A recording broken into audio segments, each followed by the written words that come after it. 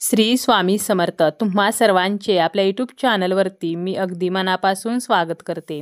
तुमच्या मनातील सर्व चांगल्या इच्छा स्वामी महाराज पूर्ण करोत हीच स्वामींच्या चरणी प्रार्थना करते आणि आजच्या व्हिडिओला सुरुवात करते। उद्या आहे पांडव पंचमी।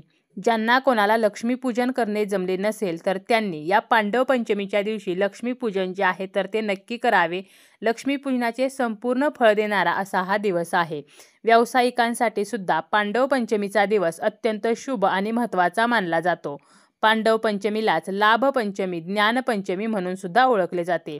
पृथ्वीचे राज्य मिळूनही पांडवांना हे ज्ञान झाले की कधी ना कधीतरी इहलोक सोडावाच लागतो। स्वर्गारोहणासाठी पांडवांनी प्रस्थान ठेवले तो दिवस कार्तिक शुद्ध पंचमीचा होता आणि म्हणूनच या दिवसाला पांडव पंचमी असे म्हटले जाते। श्रीकृष्णांच्या आदेशानुसार पांडवांनी कौरवांवर विजय मिळवला तो दिवस म्हणजे पांडव पंचमी। पांडव पंचमीला पांडवांची मनोभावे पूजा करून त्यांच्यात असलेले गुण ग्रहण करणे, ते गुण आपल्यामध्ये यावेत यासाठी हा दिवस साजरा केला जातो।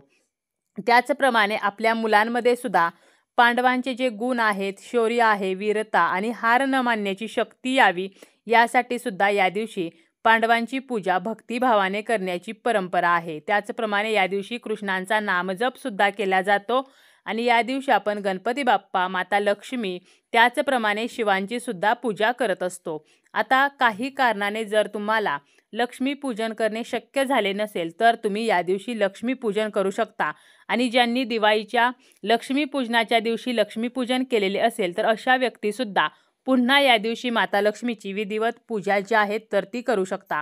आता काय करायचं आहे तर आपल्याला एक पाट किंवा चौरंग घ्यायचा आहे, त्यावरती लाल रंगाचं कापड अंतरायचं आहे आणि आपल्याला एक दिवा जो आहे तर तो लावून घ्यायचा आहे। एका बाजूला दिवा प्रज्वलित करून घ्यायचा आहे। दिव्याला हळदी कुंकू अक्षता फूल अर्पण करून दिव्याची पूजा करून घ्यायची आहे। यानंतर गणपती बाप्पांची मूर्ती एका तामणामध्ये ठेवायची आहे। त्या मूर्तीला आपल्याला स्वच्छ पाण्याने अभिषेक घालायचा आहे, पुन्हा पंचामृताने आणि पुन्हा स्वच्छ पाण्याने। तर असा अभिषेक करून आपल्याला काय करायचं आहे तर ही मूर्ती त्या पाटावरती किंवा चौरंगावरती एका बाजूला थोड्याशा अक्षता ठेवून त्यावरती ठेवायची आहे, किंवा तुम्ही 2 विड्याची पाने ठेवून त्यावरती थोडे तांदूळ ठेवून त्यावरती जरी गणपतीची मूर्ती ठेवली तरी सुद्धा चालेल। या मूर्तीला हळदी कुंकू अक्षता फूल अर्पण करायचं आहे, वस्त्रमाळ आपल्याला अर्पण करायची आहे।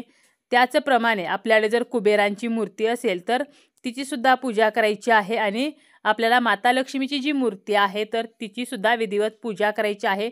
त्या मूर्तीला सुद्धा आपल्याला सर्वप्रथम पाण्याचा त्यानंतर पंचामृताचा अभिषेक करून त्या पाटावरती मध्यभागी अष्टदल कमळ तांदळाचं काढायचं आहे, किंवा तांदळाचं स्वस्तिक काढा, किंवा तांदळाची फक्त रास घातली तरी सुद्धा चालेल आणि त्यावरती ही मूर्ती ठेवायची आहे। माता लक्ष्मीच्या मूर्तीला आपल्याला हळदी कुंकू लावायचं आहे, त्यानंतर अक्षता अर्पण करायचे आहेत, फुले अर्पण करायची आहेत। शक्य असेल तर लाल रंगाची फुले सुद्धा आपण अर्पण करू शकतो आणि यानंतर आपल्याला अगरबत्ती लावायची आहे, धूप दीपाने ओवाळायचा आहे आणि नैवेद्य जो आहे तर तो सुद्धा ठेवायचा आहे। नैवेद्यामध्ये खास करून माता लक्ष्मीला प्रिय असलेला नैवेद्य म्हणजे लाह्या, बत्ताशे तर या गोष्टी ठेवू शकता। त्याचप्रमाणे छोट्या छोट्या ज्या सुगड आहेत तर त्या धान्याने भरून जरी या पूजेमध्ये ठेवल्या तरी सुद्धा चालतील। म्हणजे ज्याप्रमाणे आपण दिवाळीचं लक्ष्मीपूजन करतो तर त्याचप्रमाणे आपल्याला माता लक्ष्मीची पूजा जी आहे तर ती करायची आहे। केरसुणी सुद्धा तुम्ही या पूजेमध्ये ठेवू शकता। यामुळे काय होणार आहे तर लक्ष्मीपूजनाचे जे काही संपूर्ण फळ आहे तर ते आपल्याला मिळणार आहे। त्याचप्रमाणे हा दिवस जो आहे तर तो अत्यंत शुभ मानला जातो। त्यामुळे या दिवशी आपल्याला जेवढी चांगली कामे करता येतील तर तेवढी चांगली कामे करायची आहेत, पण काही चुका ज्या आहेत तर त्या मात्र आपल्याला करायच्या नाहीत। जसं की बघा, आपल्याला यावेळेला तिन्ही सांजेच्या वेळेला घरामध्ये अंधार जो आहे तर तो ठेवायचा नाही। त्याचप्रमाणे घरामध्ये कलह, कटकट तर या गोष्टी ज्या आहेत तर त्या करायच्या नाहीत। या दिवशी तामसिक अन्नपदार्थ म्हणजे प्रामुख्याने मांसाहार तर याचं सेवन आपल्याला करायचं नाही। त्याचप्रमाणे या दिवशी शक्य असेल तेवढे अन्नदान करावे, वस्त्रदान करावे। या दिवशी आपण माता सरस्वतीचे पूजन सुद्धा करू शकतो। त्याचप्रमाणे नवीन वहीचे जर तुम्ही पूजन केलेले नसेल तर तुम्ही या पांडव पंचमीच्या दिवशी वहीच्या पहिल्या पानावरती मध्यभागी शुभ लाभ असं कुंकवाने लिहायचं आहे आणि वहीची पूजा करून आपण तिचा वापर करू शकतो।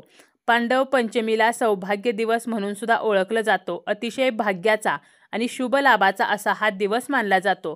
त्यामुळे जर आपल्याला काही एखादं चांगलं काम करायचं असेल तर नक्कीच आपण या दिवशी करू शकतो। याच दिवशी 5ही पांडवांचे पृथ्वीवरती आगमन झाले होते।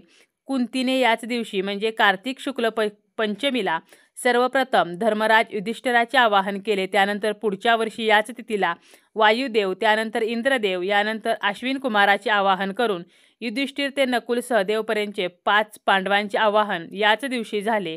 त्याचप्रमाणे या दिवशी शेणापासून 5 पांडव तयार करून हळदी कुंकू अक्षता फुले अर्पण करून त्यांची सुद्धा पूजा केली जाते.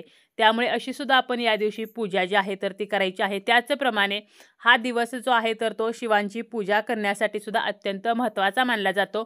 त्यामुळे तुम्ही मंदिरामध्ये जाऊन किंवा घरच्या घरी जर शिवलिंग आपल्या देवघरामध्ये असेल तर शिवलिंगाची जरी या दिवशी विधिवत पूजा केली तरी शिवांचे सुद्धा आपल्याला आशीर्वाद जे आहेत तर ते प्राप्त होणार आहेत.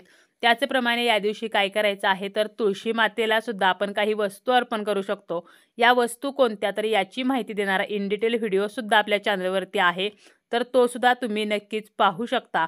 आपल्या घरामध्ये सुखसमृद्धी यावी, त्याचप्रमाणे आपला जर व्यवसाय असेल तर व्यवसायामध्ये वाढ व्हावी, आपला व्यवसाय जो आहे तर तो चांगला चालावा, यासाठी नक्कीच या पांडव पंचमीच्या दिवशी लक्ष्मीची विधिवत पूजा जी आहे तर ती करायची आहे, ज्यामुळे माता लक्ष्मी आपल्यावरती प्रसन्न होईल आणि आपल्या घरामध्ये अखंड वास्तव्य करेल.